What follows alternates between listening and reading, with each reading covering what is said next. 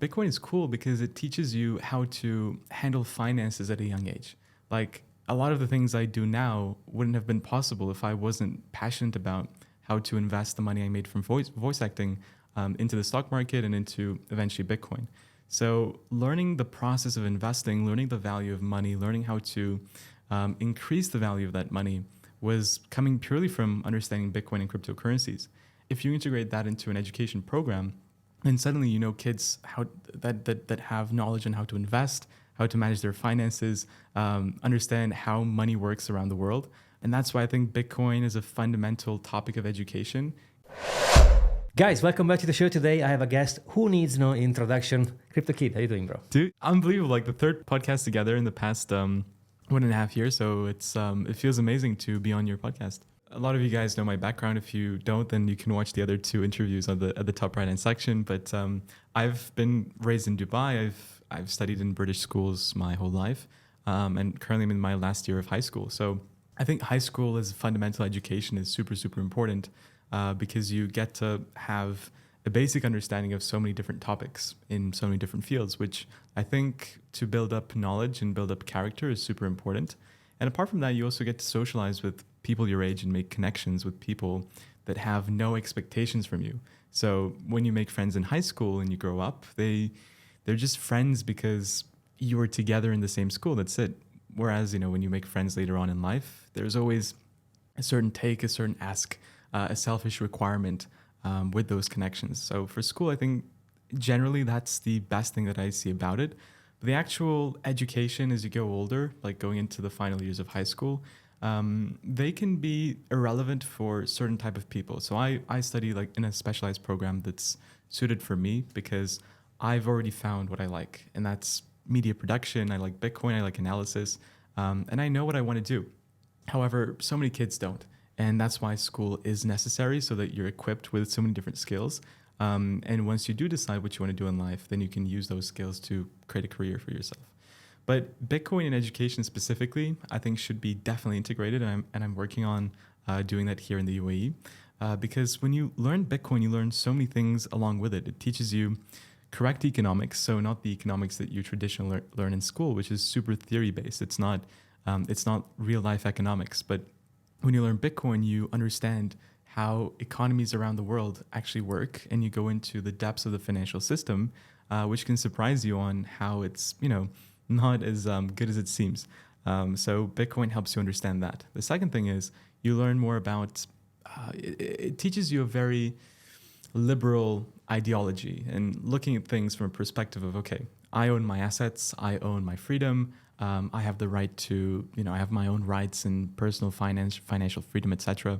Those kind of connotations are what's associated with Bitcoin specifically.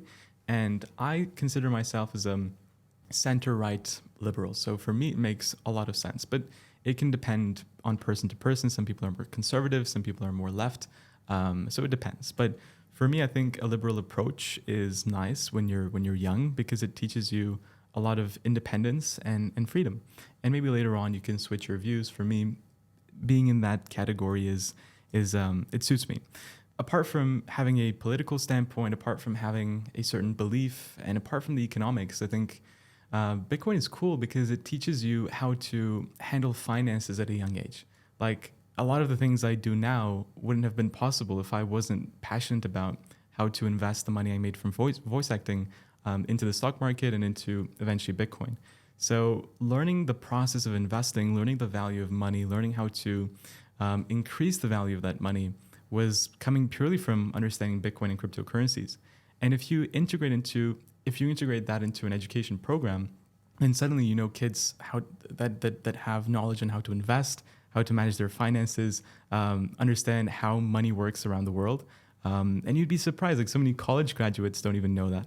And that's why I think Bitcoin as a fundamental topic of education can really help a kid in their future life and be smart with their money young, because whatever you invest in your teenage years through compounding of your assets and through compounding of your investments can amount to a lot of money in the future. Maybe that's why they don't include it in the education system. Perhaps that is the reason. But because Dubai is so future focused, I think it could be an interesting approach for many kids here. When I think about the majority of 17, even 18 and 20 years old, they probably have a very different lifestyle. They spend most time maybe with people in schools or friends their age, whether you are plugged in such a different wire. So you hang out with Carl, with Da Vinci, these super successful people, right? Yourself? Myself, yeah, thanks. And I wonder, I mean, do you struggle in balancing everything, like being a kid, being an entrepreneur, being super successful as a content creator? I mean, do you find any of those challenges coming in? So, yeah, I mean, I've never really spoken about this, but of course there's, you're a certain persona on screen. I mean, you have to appear as, of course, I do full research in everything that I do, and I'm working almost 24/7, but on screen, you're somebody. When you're talking to people in conferences and when you meet people, you're somebody. It's not like it's like still Effe, but it's like there's a crypto kid side to Effe that has to appear as someone that, I don't know how to say it, but it's just when you're a public figure, you can't, I felt at least that you can't really be your true self, because I'm a human, right? At the end of the day, I'm also human. I get depressed. I have good days. I have bad days. And when you're a public figure, people have a certain perception of you, and you kind of don't want to break that, if it makes sense. But very recently, I've learned that shouldn't be the case, because in a day I go through 3 different personas, if you want to imagine like that, because I go to school, and there I'm a student. At home as a kid, I'm somebody's kid.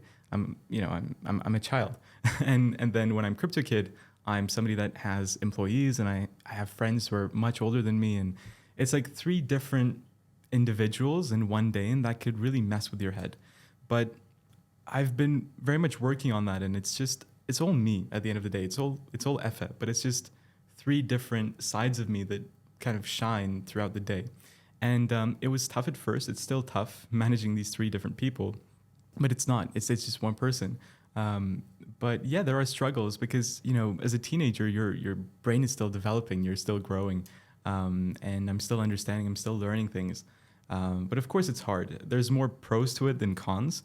But it is a struggle. And I did get depressed quite often, because you feel so different to your peers. Nobody can really relate to you. At home, my parents can't fully relate to me. At school, my friends in school can't fully relate to me, and at work, my friends, my colleagues can't relate to me either.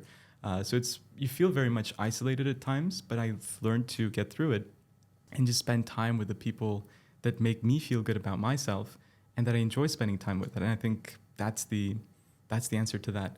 So that's where all the struggle really resonates from. But of course, if you compare it to other kids my age, it's just different. Like, people mature at different stages of life. Some people fully mature when they're 25, maybe when they're 30, maybe when they're 14. And in my case, being in Dubai was such an important factor, because there's so much opportunity here, and it's super safe for a kid that I could travel to places, I could go to conferences, I could spend time with people older than me without too much of a safety risk per se. And that's the beauty of Dubai. By meeting these type of people and spending time with people like yourself, of course, your mind starts working at a different level. It's like if you were in a conversation with Elon Musk, as a normal person, like there's going to be a huge difference of frequency, because he's thinking about bigger things. He has different things on his head, and compared to you, you're probably more stuck in some sort of a smaller circle, if it makes sense.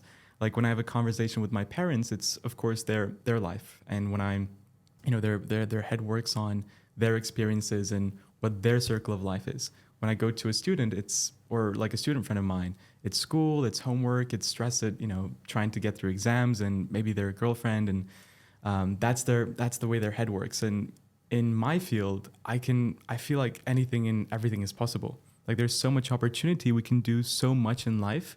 My mind kind of gets exhausted with how much opportunity it is. So when you spend time with successful people, your kind of depth of view expands, and you start seeing things that people usually don't see. And the things that would get stuck on your head as a person that has either goes to school or is a 9-to-5 job. But so many people feel that that's not possible, and they have excuses. I'm getting too old, and I don't have enough money, and I don't live in the right place. There's so many excuses that block their potential, and I have a mindset that's focused more in abundance. So that's what I try to do. Building CryptoKid was super fun for me. Like, when I was 12, when I first started crypto, it felt super exciting to meet cool people and travel the world and go to conferences. And it felt very exciting. And it was a passion for me. I did it not because I wanted to make money, but because it excited me. And nobody else was doing what I did. So I felt very special and it motivated me. But as I grew older and the more I did crypto, and I've been doing it for 5 years now and building CryptoKid, it started to, I think it's because of the market too, because it's been super boring, consolidation, not much price action. So the past 7 months have been tough in that perspective. I couldn't find something that excited me because I believed in things that would give me self-fulfillment, like going to conferences and talking to interesting people. These things are nice, but it doesn't fulfill you. It doesn't really matter. You have to have a network. Networking is awesome, but there has to be a purpose for it. And for me, it was just making connections with interesting people. I'm not raising money for any product currently. And there's not really a purpose attached to it. It's just talking to cool and interesting people makes me happy. And the past 3 months, I've been in Turkey for 2 months. And then I came back to Dubai recently. The thing that upset me was because of that restricting mindset, more so in Turkey, it's more of a cultural thing. Like your kids are raised to be cautious and to be careful and not to take risk, which is completely averse of an entrepreneur's mindset. So that kind of demotivated me a lot. But being back in Dubai, you meet like-minded people, and it's so much more opportunity and optimism focused that it makes you motivated as well. That was good. But in that time of boredom, I started to question so many things about my life, myself, and what am I doing? Should I be focusing more in school, or should I be putting more of my focus into CryptoKid? And I came to the conclusion that, look, okay, this year is probably the best time to focus in for the bull market. And CryptoKid makes me happy. I like making videos. I like spending time with you, Same. Especially doing the live shows. So that was like, okay, that's what makes me happy. And the education perspective, I can probably do that as well. University is a thing that I can worry about if I want to do later on, but at least I should finish high school.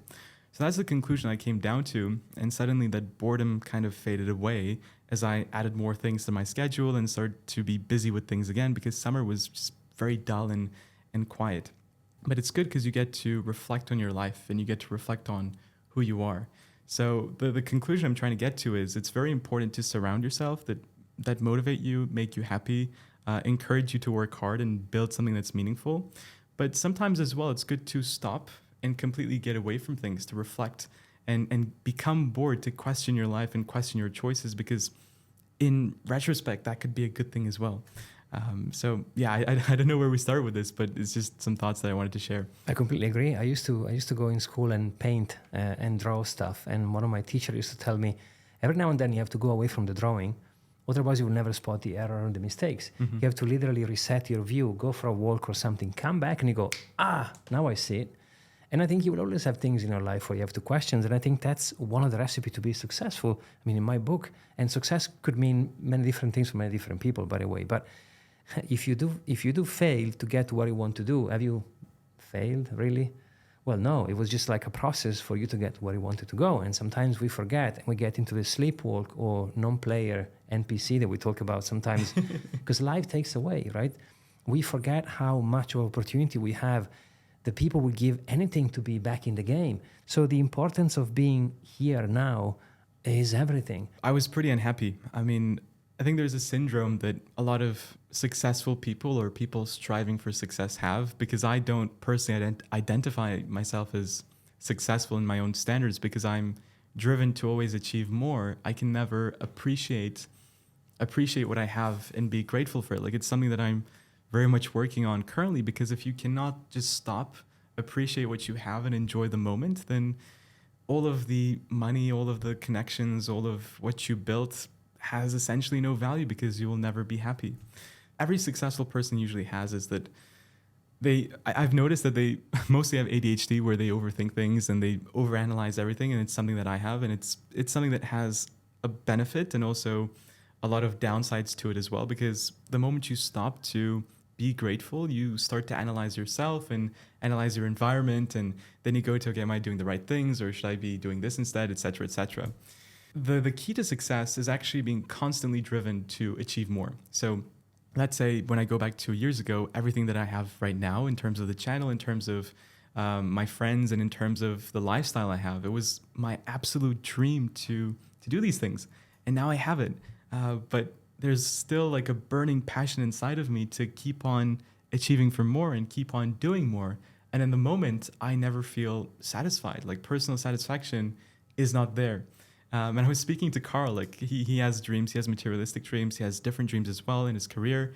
And I'm like, dude, like when you buy the Bugatti or when you buy the Koenigsegg in the bull market, like, is that going to fulfill you? Because that's one of his goals. And he said, no, it's not going to fulfill me, but it's something that allows me to strive for more. So if you put a goal for yourself, it could be a monetary goal saying, let's say I want to have $1 million, or I want to buy this car, I want to buy this apartment, etc., etc. It's a reason for you to continue pushing. Maybe in the grand scheme of things, it doesn't matter at all. So like I always tell myself, having any of the materialistic things that I dreamt of having before and that I've able to buy or achieve now, in hindsight, it has no value because it's something that gives you short-term dopamine. Like if I buy a car, which I can right now, but because of my age, but there's like, I want to buy a Porsche GT3 RS. That's my dream.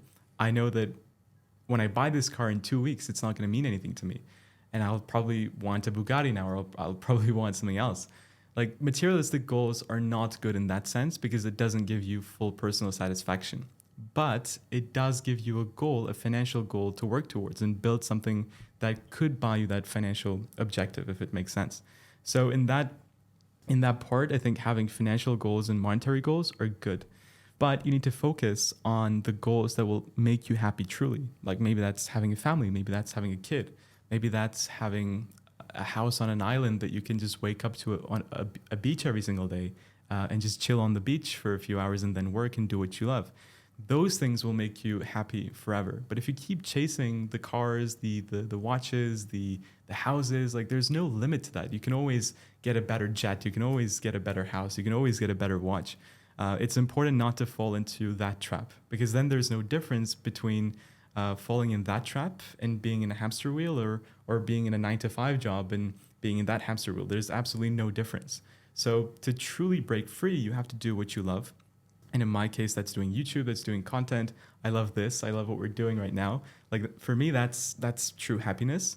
2 is finding like a greater sense of meaning. When you pass away, what do you leave to the world? Is it maybe you've built a few schools, maybe you've built a few hospitals, maybe you've helped one person become greater than they are. Like for example, Carl has helped me tremendously, and I was questioning him, like, why would you take a 14-year-old at the time who knows absolutely nothing but has some sort of passion, he is driven, why would you take time out of your day and, take him out and mentor him and spend so much time on somebody like this? And he said, dude, like when you come to a point of success, when you come to a certain point of age, helping others and building them to greatness satisfies you and makes you happy internally. So maybe that's mentoring someone, right? So these things, which are not monetary goals, can have deeper meaning to you and make you happy in the long term. And it's important to have a balance because the materialistic goals, they give you a long-term vision for achieving more money, which can help fund the things that will give you personal satisfaction on the long run. There's a lot to unpack here that I would like to comment on. Well, one, you talked about the fact that you get used to your environment. That's why I like every now and then, to change things up. I've done with my life just a couple of times to smash everything with a hammer, right? Mm-hmm. And that's not the way, it's just one way, right? You can decide to be extremely uncomfortable because under pressure, diamonds are made. So think about like 3 years ago, we didn't have what we have now. We work with some of the best, if not the best people in crypto. Reflection is really important because me and Maurizio specifically, like since 2021, I think we started our channels like 2 days apart or something. Yeah, and we didn't know each other. We didn't know each other.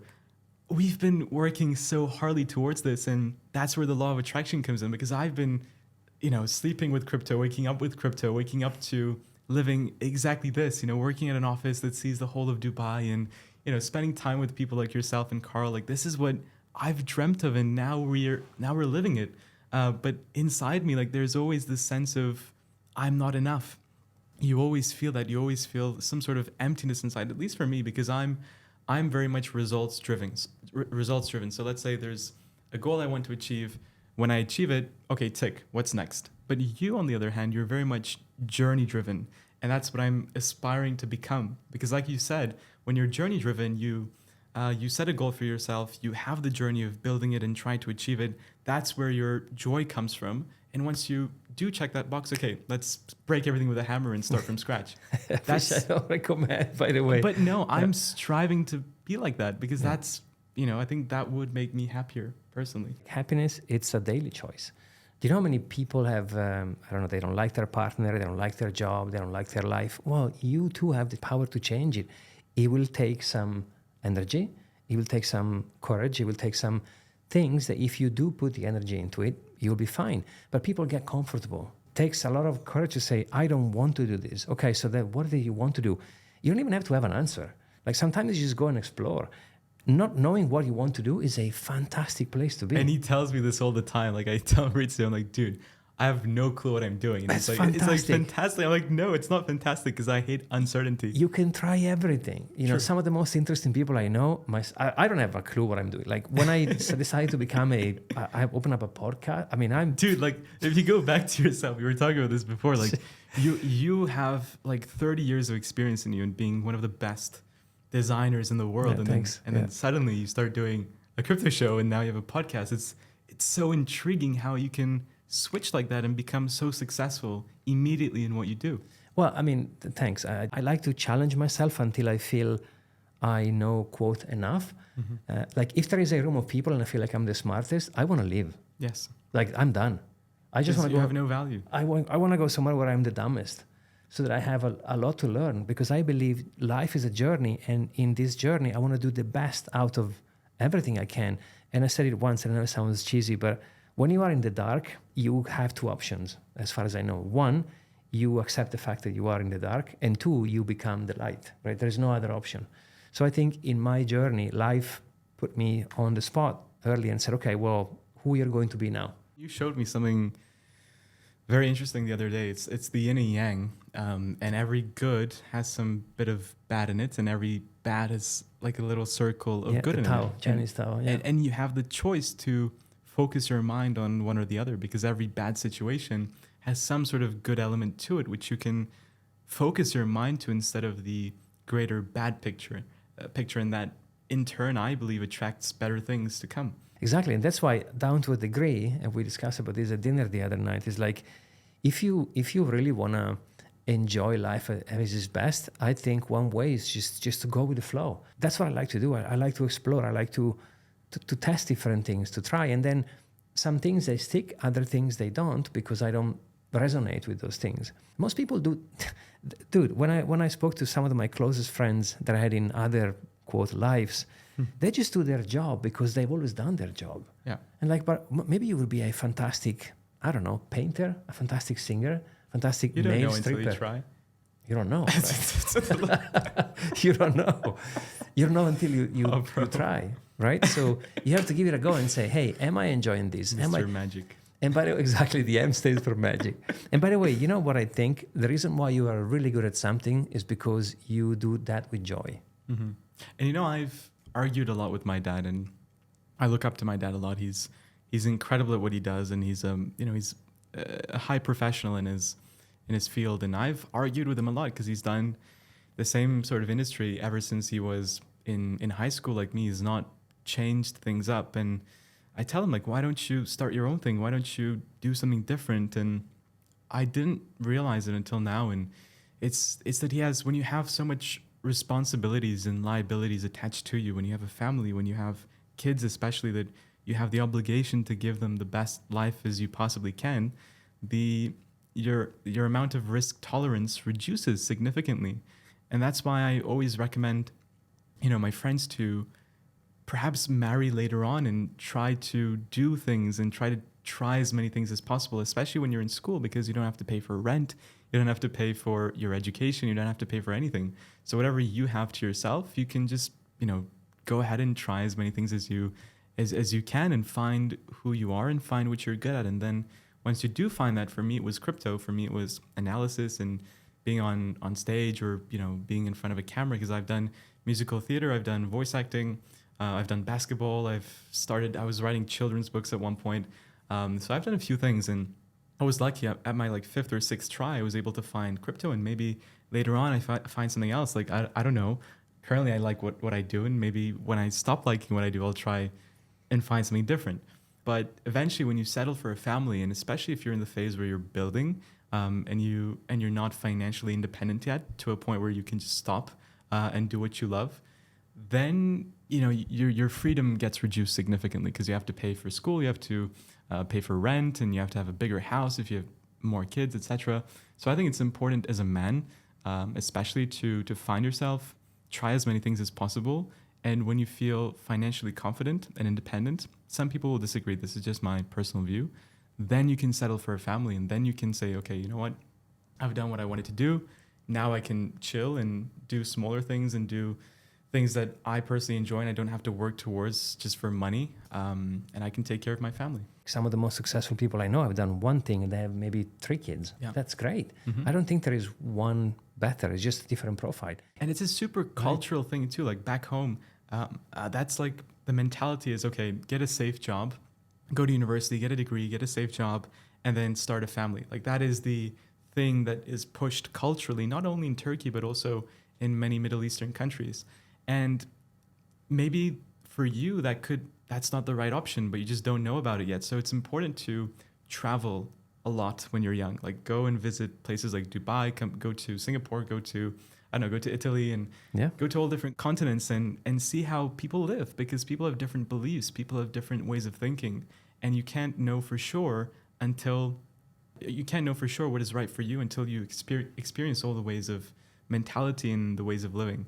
So that's what I would recommend, because for me, I could never do that. A lot of people are happy with it, and that's perfect. Like working 9 to 5, I think it's great, especially if you like being comfortable. Like if you're earning a certain sum of money and you're working a certain period of hours that you can go and relax and do things that you like outside of work at the end of the day, then that's beautiful. Like it's fantastic. I've been in a comfort zone before too. In fact, I'm in a comfort zone right now, I feel like. And I know it has to change, because when you're comfortable, you don't strive for more. You're not driven. And when you're not driven, you can't continuously achieve bigger things. But being in a comfort zone is comfortable. But it's just that it's personally not what I like.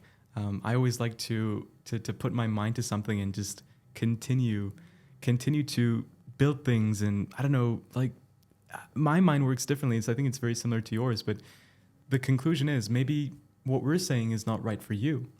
So it's up to you to go around and experience, become an entrepreneur, work 9 to 5, do things that you end up with what you like. That's what's most important. And there is a need of all sorts of different people on the planet, as long as you are in sync within yourself, which is one of the most hardest thing to do, because nowadays society wants you to go off sync. Mm-hmm. Everything is a distraction.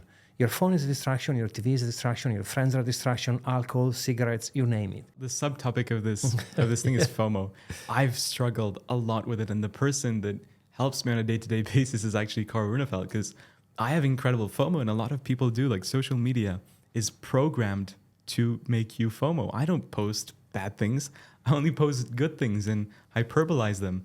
Like if I'm, meeting someone cool, I'm going to post a picture with them, but the context of that is probably very much different. And this is what everybody does. Nobody posts bad things about themselves. Social media is dangerous. It's super easy to fake things on social media. I don't personally do that, but I know a lot of people that do.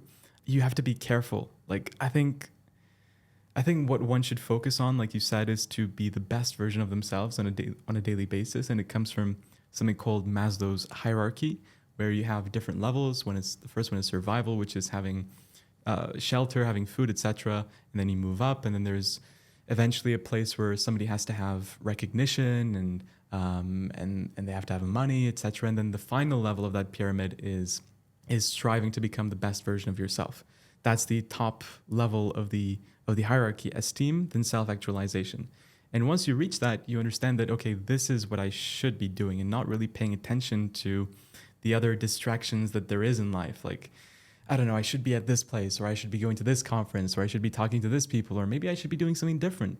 No, these are all, 80% of it is complete lies that your brain manufactures from getting inspired in the wrong way from going to social media and just talking to your friends. Like nobody really says the context of the achievements they publicize, right? And I think the most important thing is to strive to become the best version of yourself by reading, by doing what you love, by building something meaningful, trying to leave something behind. Because when you die, like, it's gone. 2 weeks, people are going to mourn, and then nobody cares. So I believe in consciousness, and by doing good things, you purify your consciousness, and then when you pass away, like, that goes to a better place.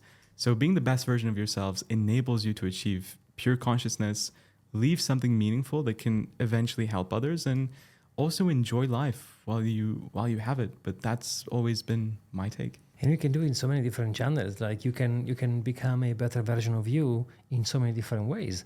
So the best part to me that you can choose, okay, while I'm going towards this path, I can also maybe help someone or whatever it is that you want to do. The most important part of your journey, I believe, is not the medal that you win at the Olympic day, but it's, how have you gotten there? It's the journey itself.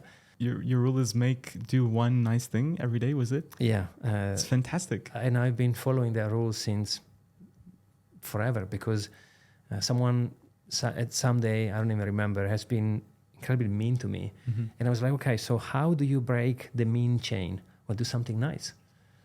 So then that's been my goal since forever. Like, okay, today I'm going to do one nice thing. And then when you get confident doing one thing, you might be do two or three, and then you don't even know you're doing it, because it becomes unconscious competence, right? So you do it, you don't even know you're doing it.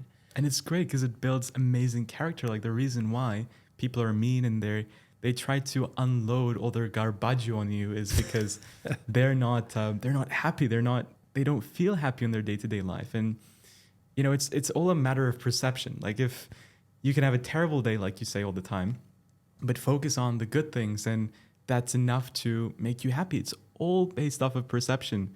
And the more good things you do, I think you get used to doing the good things that you do becoming, I don't know how to put it, but it just satisfies you. Like, when I open the door for someone, it's kind of, I don't do it specifically for that person, but it's personally satisfies me that I did a good thing. Yeah. If it makes sense. It makes sense. I would like to add on that, which is, I agree.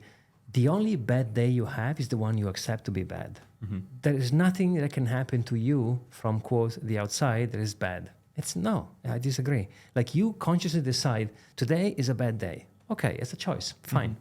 But if you decide it is not a bad day, it can't be. When people say, oh, she or he offended me, it's impossible.